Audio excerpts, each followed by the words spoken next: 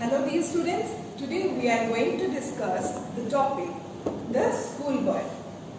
That is the 5th chapter from your book, Honeydew. But before going into detail about this chapter, let me ask you a few questions. Do you find your school very interesting or boring? If it's interesting, then why? And boring, then why? And what is your opinion about attending the continuous classes one after another? Do you not find it very burdensome? So let me know how you want to make your school very interesting. And I want to share with you something that in winter session mainly, my students they request me, ma'am, let us go to the field and have classes under the warm sun and we'll enjoy. And sometimes also I accept the request and we used to visit there in the field, and I along with my students enjoy the warm sun while studying there. Can you recall this kind of system of education that you may have studied in your history? That under the open sky, surrounding the green trees with the soothing breeze and the songs of the birds? Definitely you can remember because you have studied the system, that is the Gurukula system. Next slide please. That is the illustrated text, the schoolboy, that has been illustrated by William Blake. Let us go to the Gurukula system of education. Next slide. So what is the ancient system of education? That is the Gurukula system. Let us move backward to the 5000 BC, where the student or the shishya, the disciple, they used to visit the house of their gurus or the teacher. They used to stay there till they complete their education. And they used to do the work, each and every work of their own, and they used to serve their gurus also apart from learning. So this mundane work, what they used to do for their gurus, it is not mundane or not very ordinary, because this task helped them to regulate discipline, to regulate self-discipline and self-dependency. And this form of education continued till the Britishers come in different subcontinents of India. Next slide. So you can definitely refer to or contextualize this kind of system with your JNP system of education. Yes, definitely, because you too also came to the house or the school where the teachers are there with you, and you leave your family and you studied here till you pass your class 2. And then you also keep on doing your own work. From class 6 you came here in a very early age, and from there you started doing your own work. You become self-disciplined and you become independent. So that was the purpose of Gurukula education, and that still JNP is following certain traits of it. Here in this slide you can see the picture of in the dresses of white and yellow. That is the picture that is taken from Shantiniketan. Where is it? It's in West Bengal. Yeah, that is where Vishwabharati located.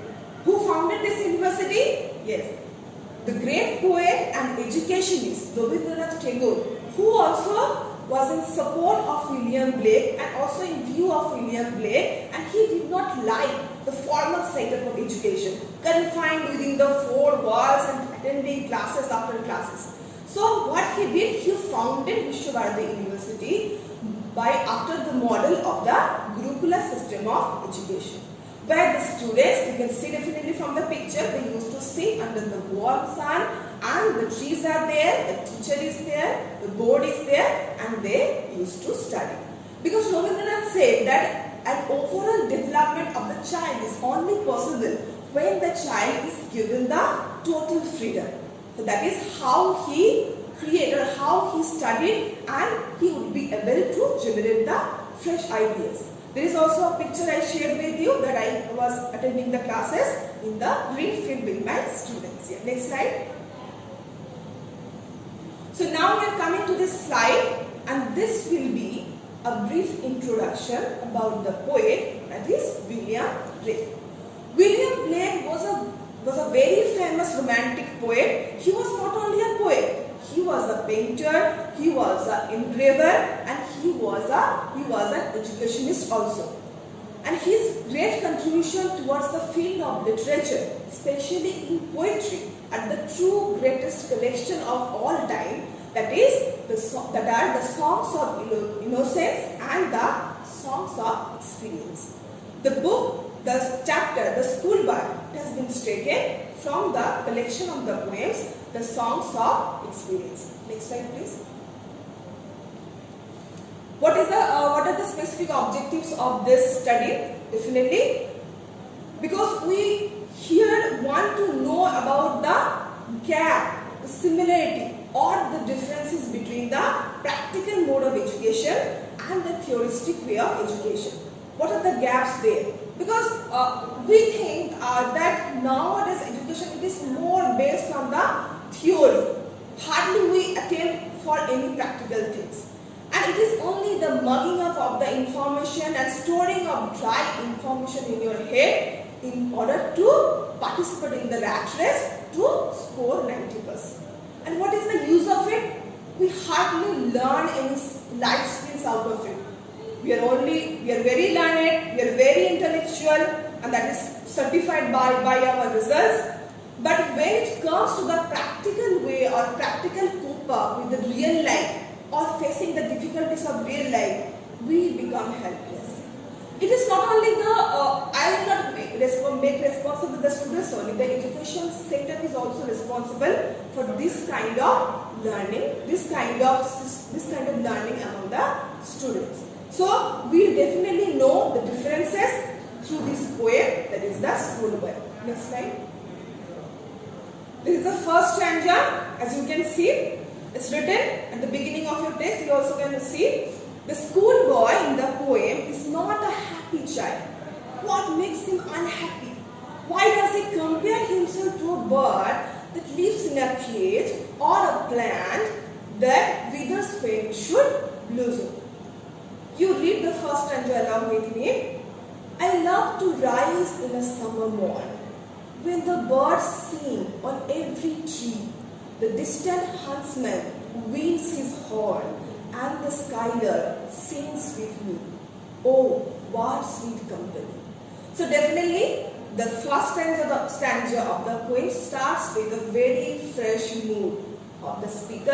Who is the speaker here? The speaker here is none other than the schoolboy.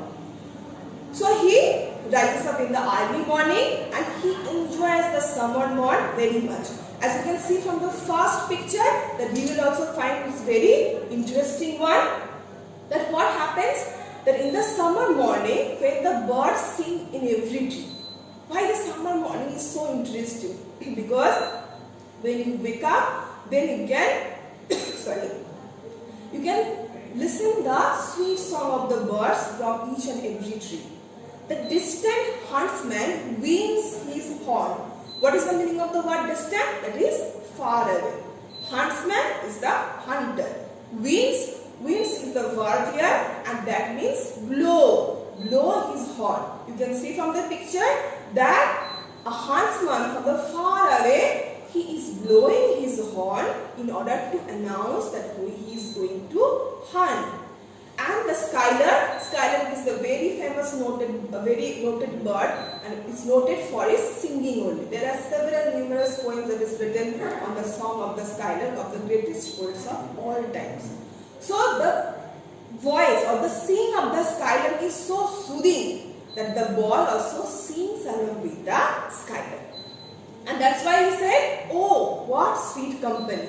Company is the associations, the surroundings, the things, or the animals that surrounds you.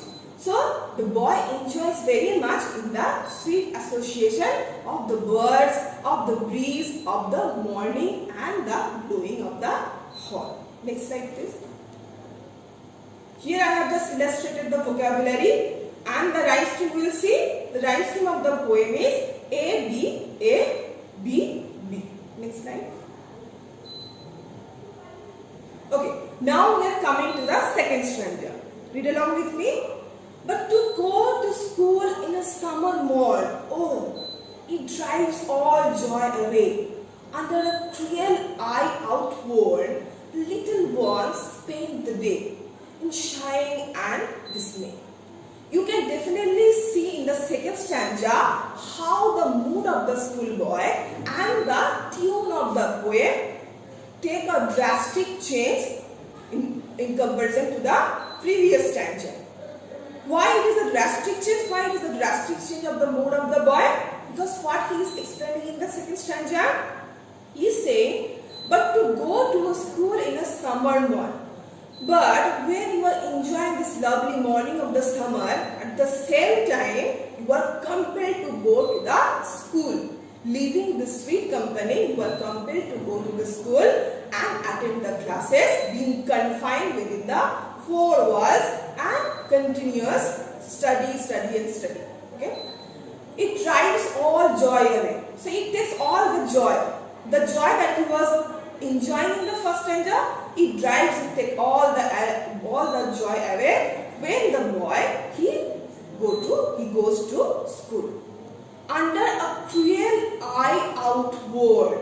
Outward is, it's no longer useful, outdated. It is the continuous lecture after lecture, classes after classes of the teachers, and there is no fun, there is no play. So that is why it is cruel, because it is not a bit interesting, it is not a bit very playful. That's why it is cruel, because it is very strict. The strict observation or the strict control of your teacher to you, that if you do something bad, then you will be definitely punished. So there is no freedom of yours that while taking the classes, because there is nobody is asking that how you are feeling. Are you feeling good or bad, or are you feeling interesting while attending the classes? The little ones spend the day in shine and dismay. Shine is the weariness, taking a deep breath. Oh, that is the shy, and dismay is disappointment, sadness. So the little ones, little kids, after attending the classes, one after another, hours after hour, so they are become very disappointed. Here the rhyme scheme will follow. That is also the same rhyme scheme. A, B, morn, away, B, B, worn, day, and B again, dismay. Next slide please. In the third stanza, we will see the mood, drooping mood or the brooding mood of the boy continues. Here it says, then at times I drooping seed and spend many an anxious hour. Nor in my book can I take the line, nor sit in learning's power, worn through with the dreary shower. So he explained his mental agony in this slide. He says, then at times I drooping sit. Drooping is inclining downward. I have seen many times with my students that with time in the first period they sit like this, in the second period they sit like this, in the third go on, and the fourth and the fifth like this. So, and the teachers, they scold them, sit properly, don't sit like this. So, the drooping, because this drooping sign is you are no longer, you are not taking it any longer. You are not feeling interested. Okay, so drooping. See the picture? That in times I drooping sit and spend many anxious hours. Anxious why? Because you all time think when this will over. When the school will over, then we can go home.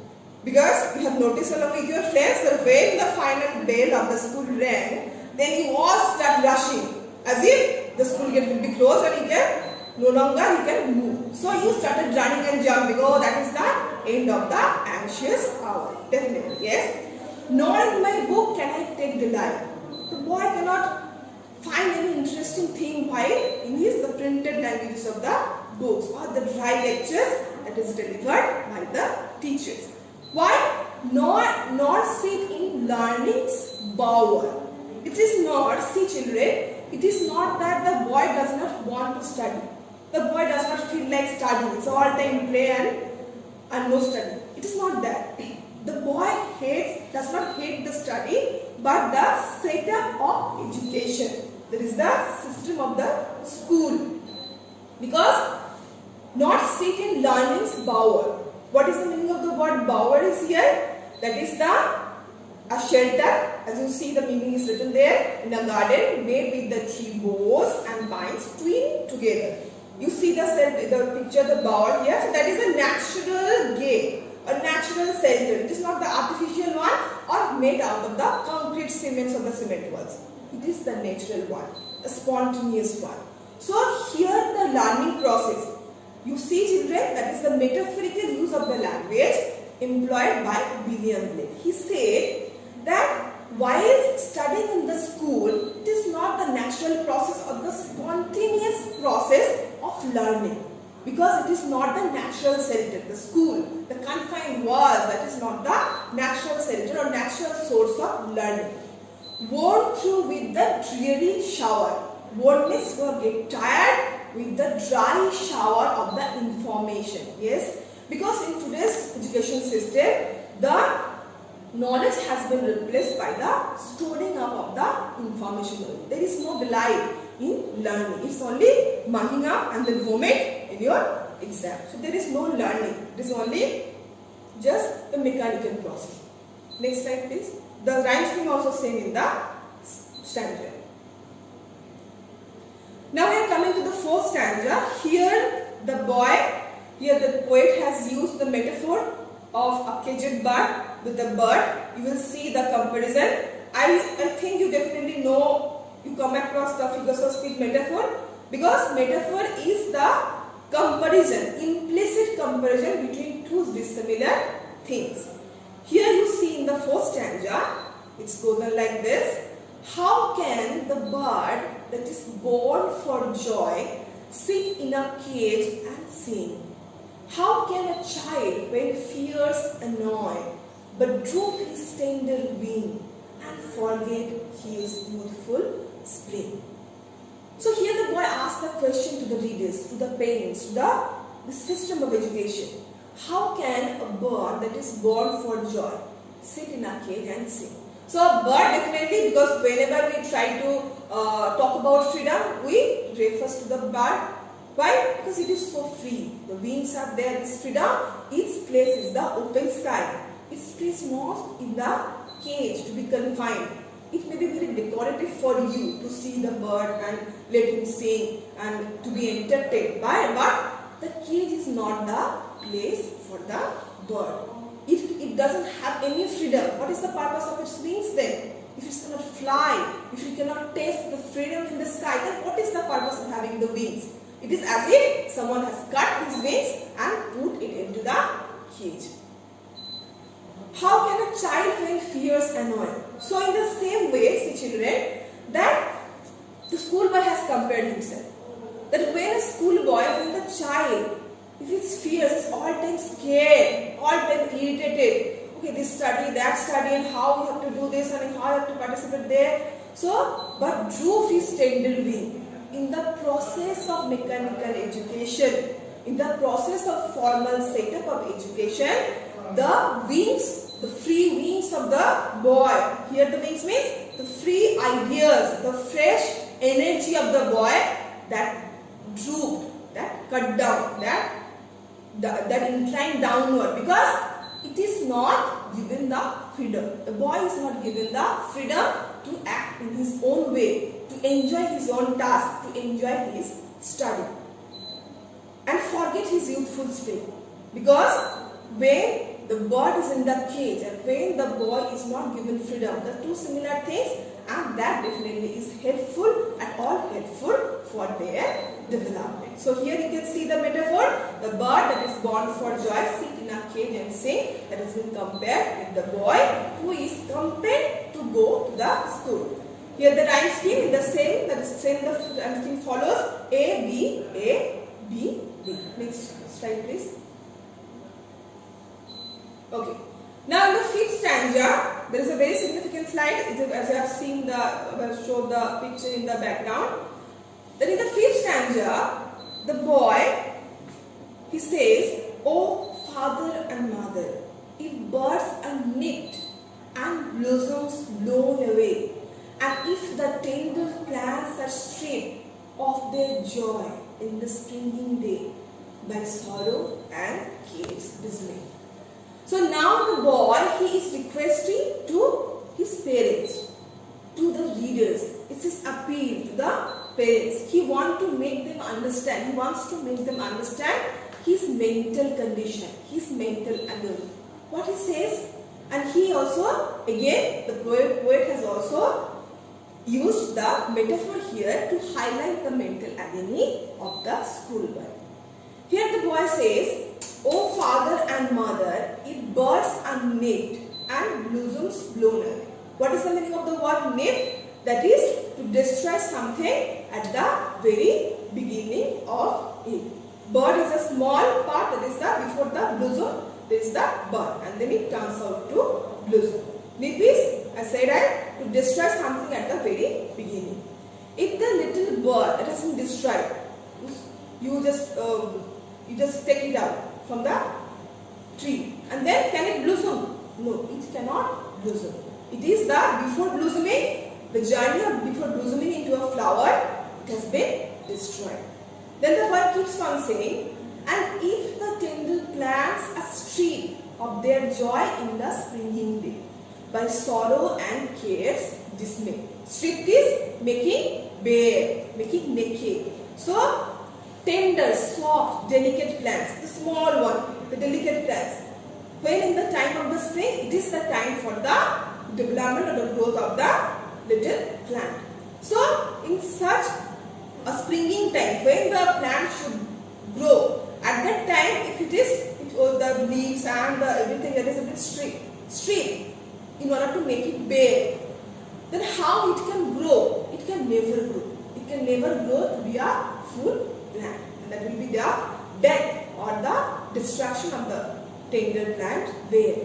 So in the same way, the schoolboy says that if a little child is deprived of his freedom, if there is nobody to listen what he wants, because he wants to listen to everybody, and it is not also children, that it's not that the boy's problem, that it's not that he is also not in a mood of listening, but how the way he is compelled to listen, the way he is compelled to study, the mechanical process, that is the problematic for the boy.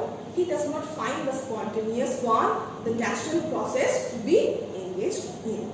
In the same way, the fifth stanza, we have seen the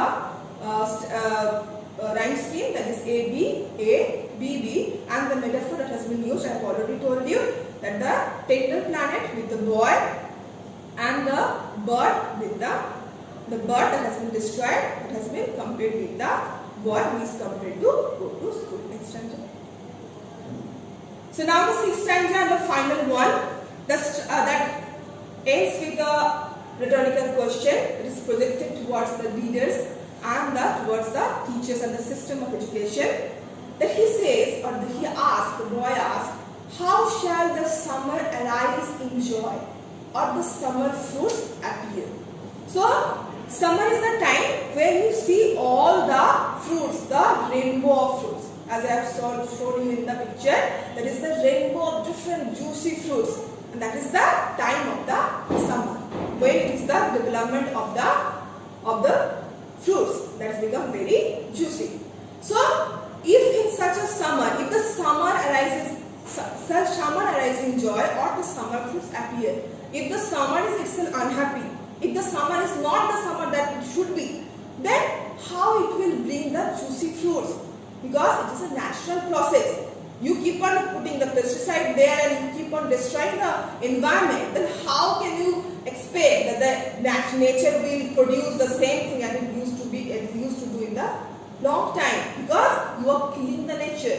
And that's why in recent changes we have seen the consequence of it. Each and every step we are seeing, now the pandemic corona, that is how we are destroying the natural process and how we are suffering the consequences. So here the poet very delicately just puts the question. It's not only the natural process to the natural process of education, because education makes you to understand the world. If you are educated and the next day you are a learned person and next day you are go on and cutting all the plants, you are harming others. So what is the point of it? Is it an education? The person we see learned, we call them learned, we call them wise. Are they one? Because their action does not project so. So what is education system? What is the meaning of education system now? It only refers to the degree or the minimum of the information or storing it. So here the writer William Blake wants to say this thing. So education should be like real education from the natural processes in the natural way, so the children can learn the life skill instead of mugging up the information to score 90%. Next one. Here I concluded this lecture with a quote of Albert Einstein. He said, education is what remains after one has forgotten everything he learned in school. So what a funny thing that Albert Einstein said, that whatever you will forget, if you forget everything that you have learned in the school, then only you can say yourself that there is something that remains called education and you have learned it. Why he said so? Because that is a basic, very basic thing. Because in the school system or the basic education system, we only process certain systems mechanically.